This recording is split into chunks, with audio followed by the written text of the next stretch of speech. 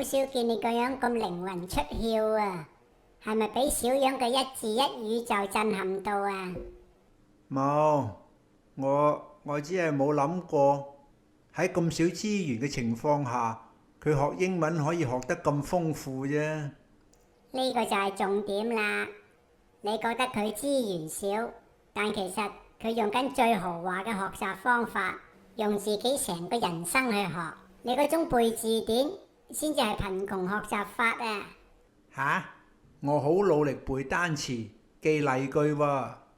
等我用你聽得明嘅方法，同你分解下小樣嗰套點解咁勁啦。首先，根據我嘅觀察同埋少少理論，佢嗰套學術上叫 Depth of Processing， 意思係記憶嘅持久度取決於你處理資料嘅深度。你嘅舊方法係表層掃描 ，Apple 等於蘋果等於生果，完啦。小樣嘅方法係潛入深海，10歲偷蘋果，咔嚓聲響徹心跳，酸甜汁液混住飢餓同罪惡感，陽光斑點喺果皮上跳舞。你話邊個對 Apple 嘅處理更深？邊個會記得更牢固？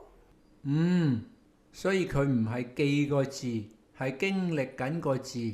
冇錯，你再試下，唔好淨係記 run 係跑，問自己 run a company，run out of time，runny nose。一個 run 已經有無窮盡嘅用法，你靠背 run 嘅例句都背到跑唔喐，佢就係用 run 呢個字不斷跑佢嘅人生。跟住係 personal association， 原理係將新知識同你已有嘅記憶、情感掛鈎，記憶就會鎖死。我問你 nostalgia 點解？懷舊、鄉愁。正確。然後呢？冇啦，個字同你有咩關係啊？如果係小樣，你俾 nostalgia 佢會自動連結鄉下傍晚嘅炊煙味，婆婆哼走音兒歌，舊相簿黐住手指嘅觸感，佢將個字鎖喺自己嘅記憶保險箱。